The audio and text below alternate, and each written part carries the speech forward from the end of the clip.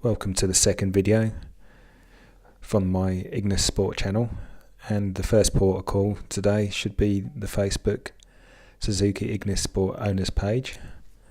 And as well as using the search facility, you should definitely go to the files section where they are manuals and list of parts and some essential help for this car. This is where you need to go.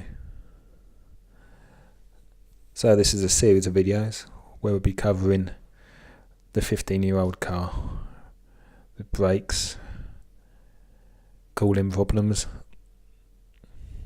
cooling solutions, such as this nice new radiator, and onto suspension overhaul, such as top mounts, which is a common problem on these cars. We'll also be covering brake overhauls and replacement of linings. The drain plug for the gearbox is also an area where we can get problems. We'll be looking at parts such as shock absorbers. We'll be on to major jobs like cylinder head gasket replacement, and also we'll be trying to keep track of parts, what fits, what doesn't, prices, quality, etc. We'll also try and do a speaker upgrade on the car and get the stereo sounding better. And we'll be making lists of parts and spending a whole heap of money. For the wheel bearing, you will want one of these kits here, and one of these, and one of these.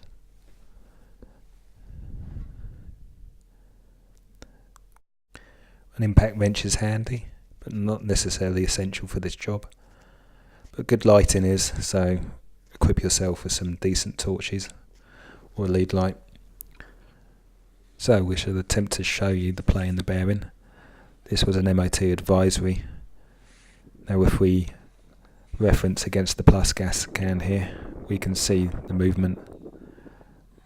Any movement is unacceptable, should be an MOT failure as well. Also with this car, the play at the wheels would be compounded by play in the top mounts, and that would also be compounded by play in the track rod end. So we need to do this, and I couldn't leave it any longer before I start to have nightmares. So this is a pretty tough job to do, and also an uneconomical job at this point, if you have to buy the tools as well. But also you have to look at the long-term view. The investment in tooling will pay for itself over time and on other cars. Also, you are at an advantage doing these sort of jobs for yourself sometimes, because you can take your time and make sure the job's done properly. So on the subject of taking your time, this is a component which has to be removed, the ABS wheel sensor. I say it has to be removed. You possibly could do this job without removing it, but the chances of damaging the sensor or getting it full of rust are pretty high. So I'm letting the camera run on this and trying to show you the time this took, possibly half an hour or more. The plus gas oil has to penetrate into the sensor, or rather the gap between the sensor and the hub. So just keep tapping the sensor backwards and forwards as shown, and if we let this run you will see the procedure.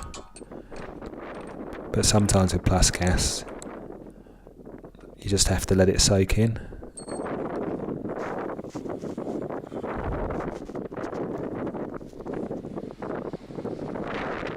Now we could run into problems if we do damage the sensor, Obviously the cost of replacing the sensor will be quite high.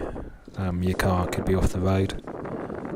Also, you throw up an error code and you will need a diagnostic tool to reset that code as well. Also, it's possible to damage the ring on the drive shaft. So the time taken here will save you money in the end. I don't actually have a diagnostic tool to reset this at the ABS unit, and I've never had a diagnostic unit in general for cars, so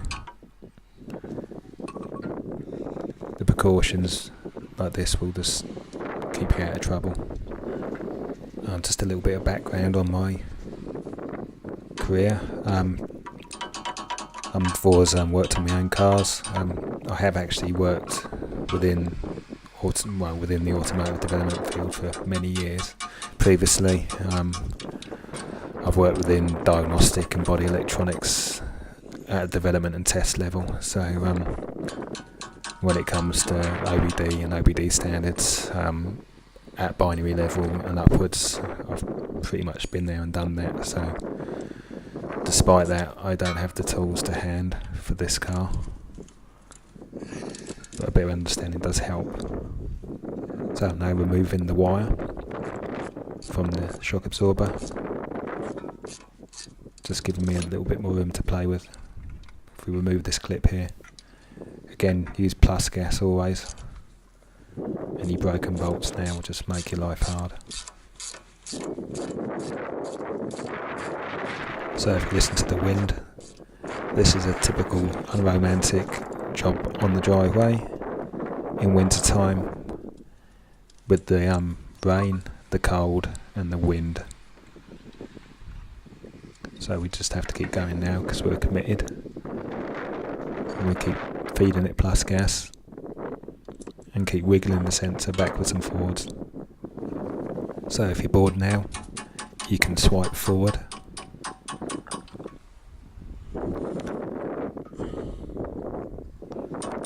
This kind of video is on YouTube, and this is fairly common across front wheel drive cars, from Japan especially. Luckily wheel bearings are fairly rare to do.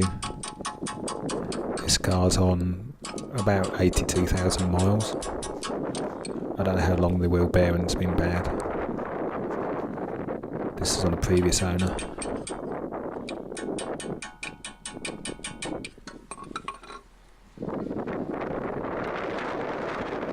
So every time we move it, we apply a bit more plus gas, and that will soak in.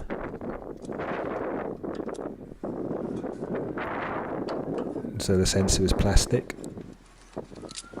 so we have to be careful. You can find tapping the sensor rather than using pliers will actually be able to shift it with shock. So we're nearly at the plier stage here.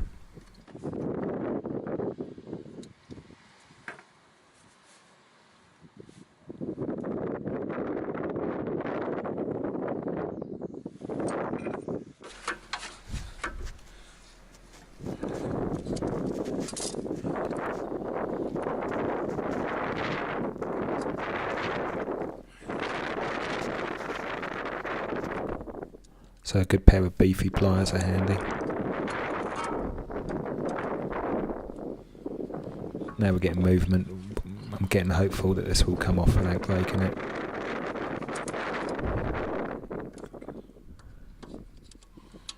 If you tried this straight away, you're pretty much guaranteed to break that plastic.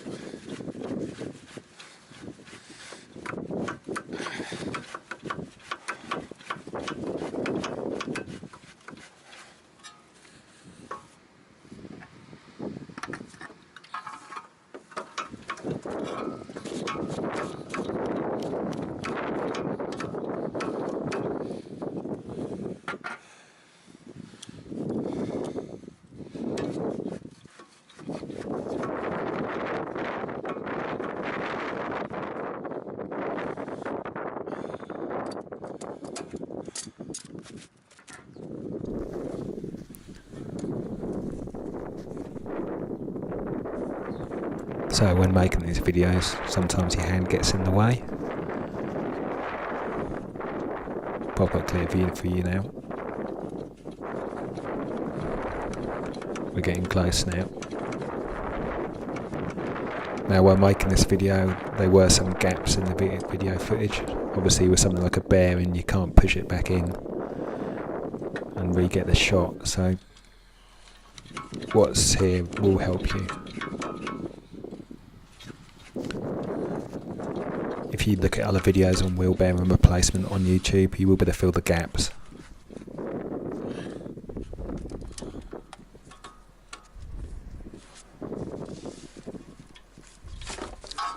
And we're out. Yes.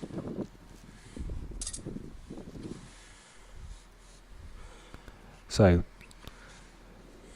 we really need to keep the rust out of this sensor here, so we'll clean this later. But doing jobs like this will disturb all that muck and rust and very probably throw up an error on your ABS sensor.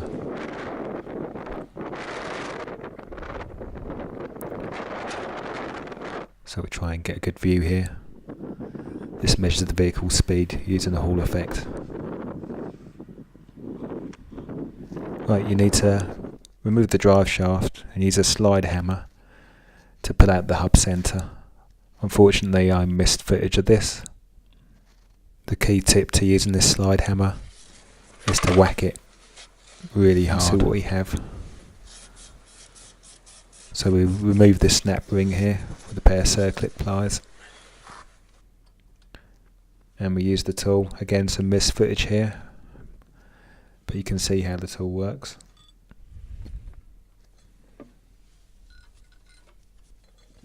And if you select your appropriate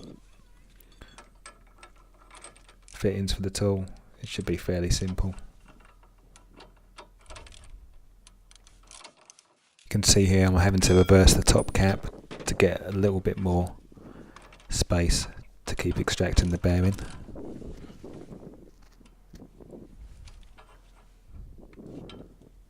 The tool comes with no instructions, but you should be able to offer it up to the bearing to see where you need to push. It's fairly simple. Obviously you always push the bearing on the outer face. Never push a bearing on the inner for installation or you'll ruin the bearing.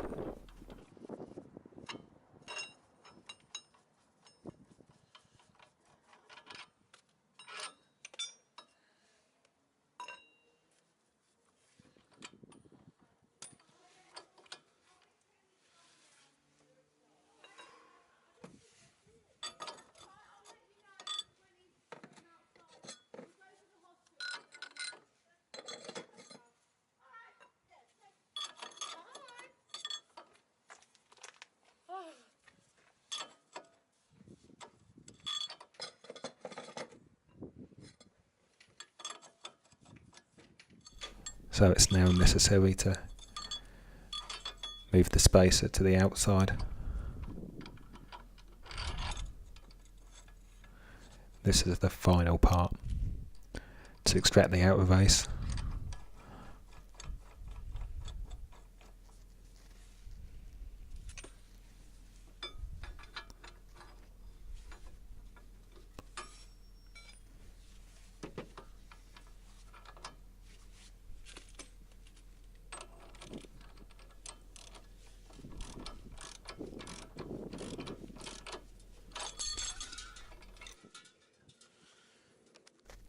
So, clean this housing with brake cleaner and a Scotch-Brite. There's the old bearing. Now, to make this job harder, we have to extract the inner race from the stub. I'm using a heat gun here.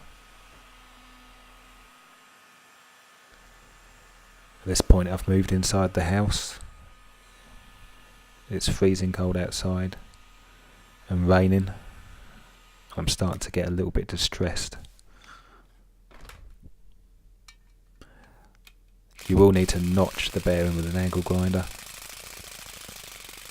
these tools never get into the gap properly and will just fly off.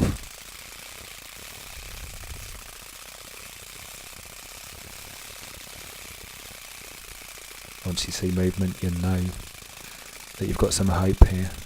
You can see it moving. So it should be plain sailing from here.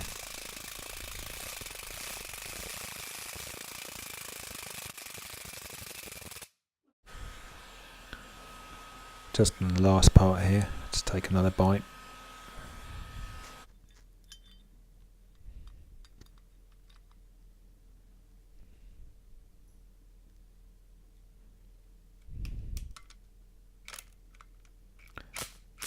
No need to spend a fortune on these tools.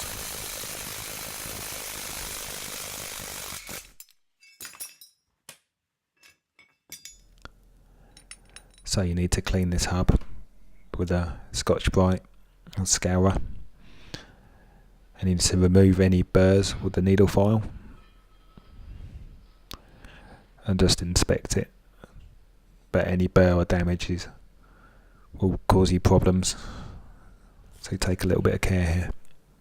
So we're back outside now. And the rain's coming down.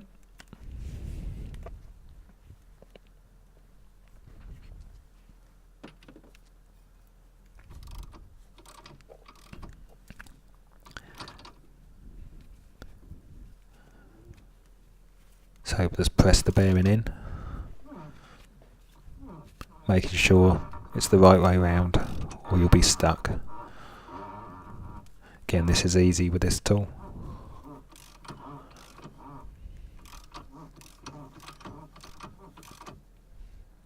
You can see the bearing being seated now. Don't try and force it beyond this point. That's as far as we can go.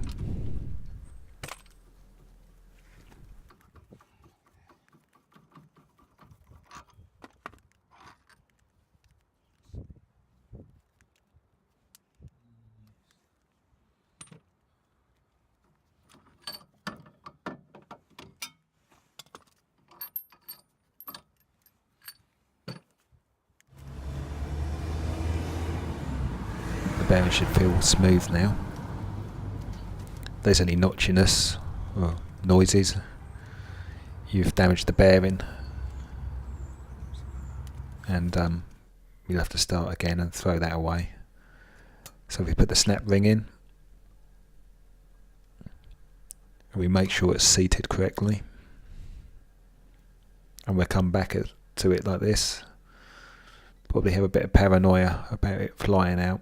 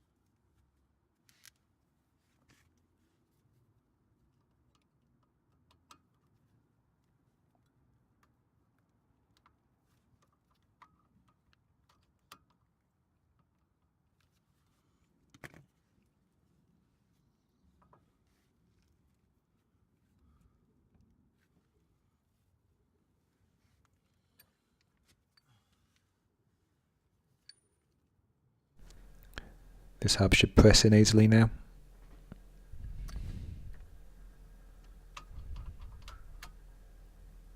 We're just finding the correct tool for the rear of the bearing here.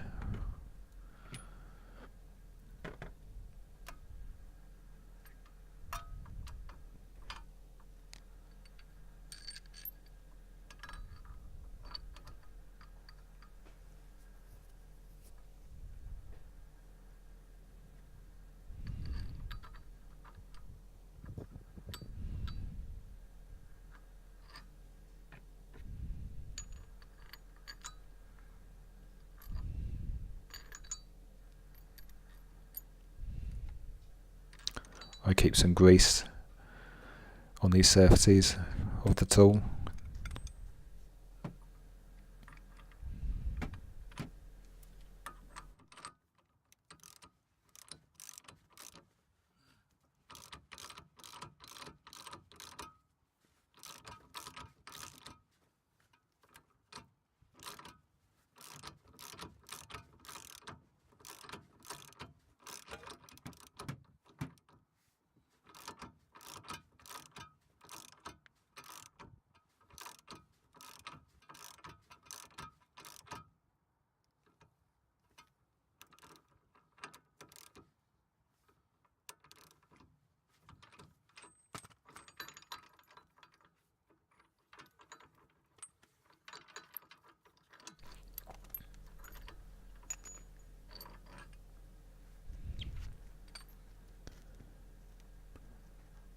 So the hub should be free spinning.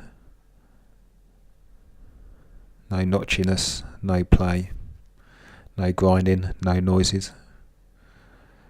This is an NTN bearing, so go for NTN or SKF or FAG.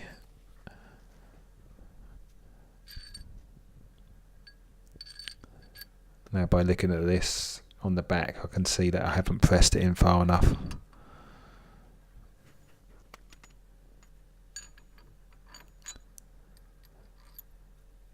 Probably just 3mm away from the hub being pressed fully in.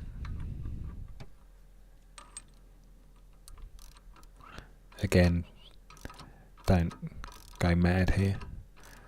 You'll feel when it's seated.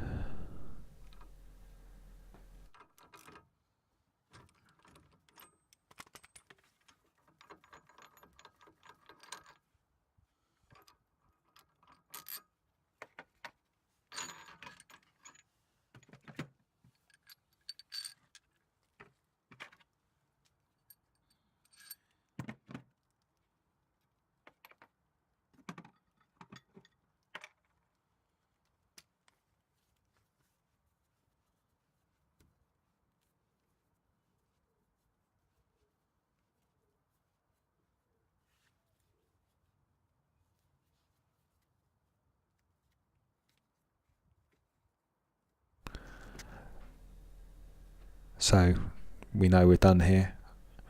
I won't cover the rest of the reassembly, as this is an advanced level job. You will know the rest of the steps to do now. And also this is a good opportunity to move on to other jobs, which we do later. Hope this helps. If you have a similar job coming up, please post your comments on this YouTube page or on the Suzuki Facebook page.